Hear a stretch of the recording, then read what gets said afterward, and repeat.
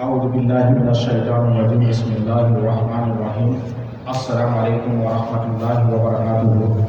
We welcome all, including everyone reaching to us through Smart Bilal, YouTube, Facebook, Radio 1584 and all Madina media platforms. Today's Juma lecture at Masjid al-Haq at the entrance of Lodium, Pretoria, Republic of South Africa is titled The Importance of Learning Our Islamic History, which is taken from Surah Taha, Ayah 99, Bismillahir Rahmanir Rahim. Thus, we do relate to thee some stories of what happened. Surah Al-Ladin. The talk will be given by Muhammed Kauthar Razak, a BA graduate in Education and Islamic Studies, and is currently engaged in teaching locally and has taught abroad in Medina, Saudi Arabia. Assalamu alaikum wa rahmatullahi wa barakatuh.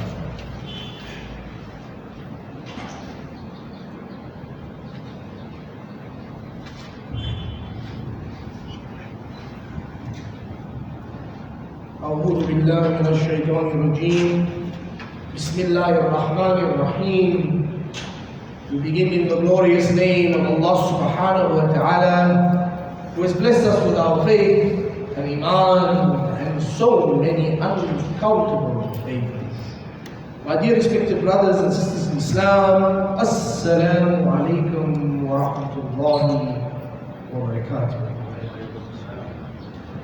The topic that we will be discussing today is a very important one, and that is the importance of knowing and learning our Islamic history and heritage as an ummah collectively. Now, understanding and knowing and learning about our Islamic history should be one of our key priorities within the ummah. We should search for our history and gain the most authentic, the most reliable source of our history and heritage that we can. The history and heritage of every civilization is a key factor to ensure that they are long-lasting and that they survive and that they are strong. In every civilization we find that if they do not maintain their history, their heritage, where they come from and who they are, we find that they slowly dissolve, and sometimes without even knowing it, they lose who they are. For centuries, people have worked hard and understood the importance of the history books. Many people have tried to write their names, to carve their names in history in order to become, as they say, everlasting, as they say, eternal through the history books. And yes, many people, they have been successful. We know the likes of Genghis Khan. We hear his name and we know of him. So many people have been successful. But others who have been very influential have not been as successful. And we find many figures and civilizations can be remembered today both in a very positive light and both in a negative light, depending on their course of action and of course, very importantly, who took over them afterwards. So what you leave behind is how you will be remembered, both in your action and both in the way that you raised the generations to come after you. In order to gain power, influence and control, the history books were and are a very important tool, and the way that that time period is written can be profound, can have a profound impact on later generations to come. It will shape and mold them into who they will become. Over the years we found that many events, many figures have been grossly over-exaggerated. The good that they have done, or the little good that they have done, has been over-exaggerated, and the little bad that they have done has been dumbed down. And we find this in many gruesome aspects. We learn about the concentration camps that the Nazis had, but we don't learn about the concentration camps that the British had, for example. However, we can never completely be sure when going around and collecting and learning about history of its authenticity. That's why it is so important to compile and record and to read and to write and to make sure that we have institutions and committees that go out there and collect dominant nations and conquerors, cruel tyrants such as the colonial powers, Napoleon, Genghis Khan. They all knew the importance of history and heritage. Civilizations that didn't last long, like let's take Nazi Germany for long, they knew the importance and they went through great length to romanticize their regimes, their images, or cover up their wrongdoings and wrongdoings and ill justices. And above all, we see that they completely tried to devour and control the nation through destroying the people's history, the people's heritage that we have. And we find this happening till today in many oppressive regimes, forcing their ideology, forcing their power amongst other people. And unfortunately, we look at many so-called Islamic Muslim countries with Muslim majorities, the governments there in power either erasing important Islamic history or replacing it to legitimize their power. And we find that these conquerors who came, these tyrants who came, the first thing they did or aimed to do was destroy centers of learning, to destroy the libraries, to destroy important monuments. They killed and enslaved scholars of the land and replaced them with ones that were loyal to their regime. And we look at so many examples. They say when Genghis Khan came to the gates of Baghdad, at that time there was a center of learning for Muslims. He destroyed so many books, so much of our literature, that they say the nearby banks of the rivers ran black with ink to wipe out who we are. We find that they worked on the change of names. If you do a research, you'll find one of the most common names in the world is the name of our beloved Nabi Sallallahu Alaihi Wasallam, the name of Muhammed, because that is how, one of the ways, one of the areas through our names, we allow those figures to live on in their example and their actions and their deeds. And we find when the colonial powers came, they stopped people from using their traditional and historic names to destroy the culture. We find they stopped people from using their home languages throughout Africa. They stopped people from speaking their traditional languages.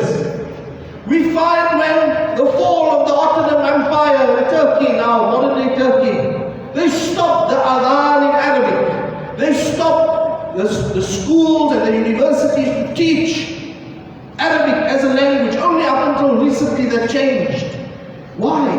You take the language of the people away, the people cannot understand their literature.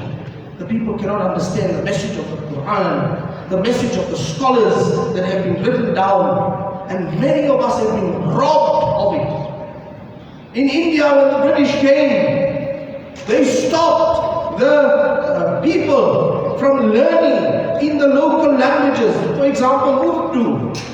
Much of the important books were written in those languages. You couldn't get a job if you didn't know how to speak English. You couldn't study if you didn't know how to speak English. And unfortunately, till today, we are impacted with the system that they put in place, the new so-called masters who came. So we find, even here in South Africa, the people here underwent very cruelty when it came, and how these institutions work so hard to break the people. And if you look around and you realize, what have we learned? And how much of our Islamic history do we know? We learn the history of our prophets, of our Nabi sallallahu alayhi wa sallam, and of our 4 Khalifas, and then too not even enough. But after that, there's a big gap. But Muslim civilization has survived. How? We have not learned the stories of so many figures who have sacrificed their lives to allow us to practice our religion. Entire empires, Muslims who are ruling, Muslims who are leading the world in every field. They have stolen it from us. They have taken that away from us.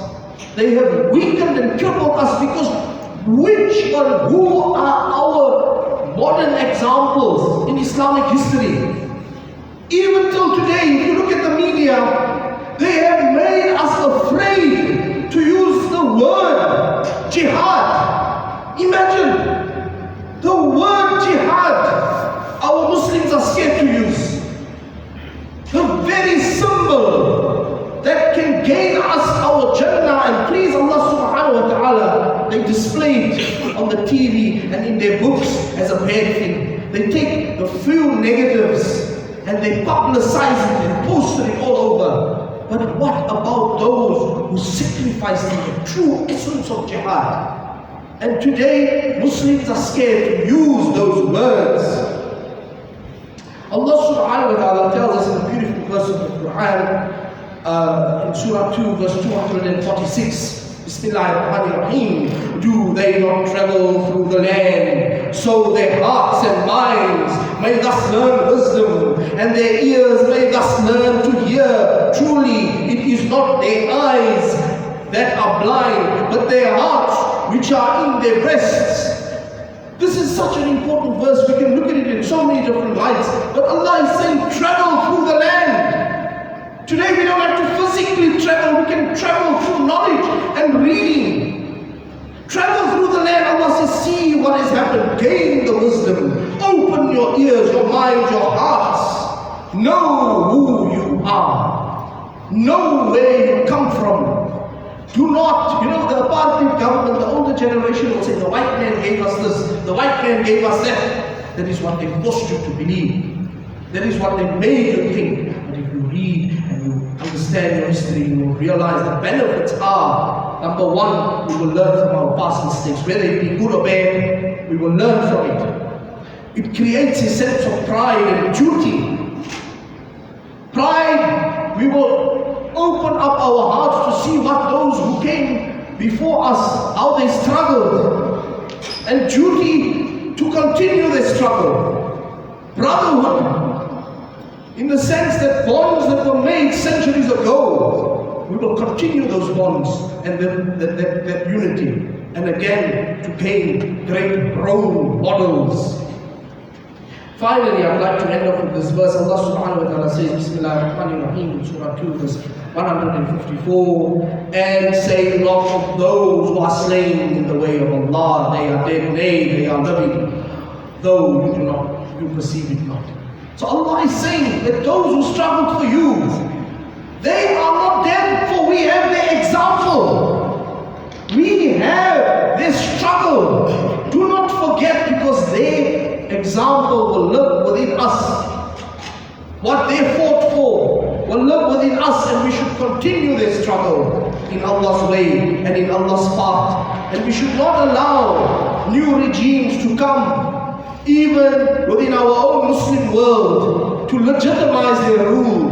They erase Islamic history to legitimize their rule, to legitimize their way. So it is our duty to ensure that we make sure that the next generation learns the Islamic history, knows the recent history of the past 100 years, the past 500 years, and how our Muslims struggled, and that will reignite the flame and the love of our religion.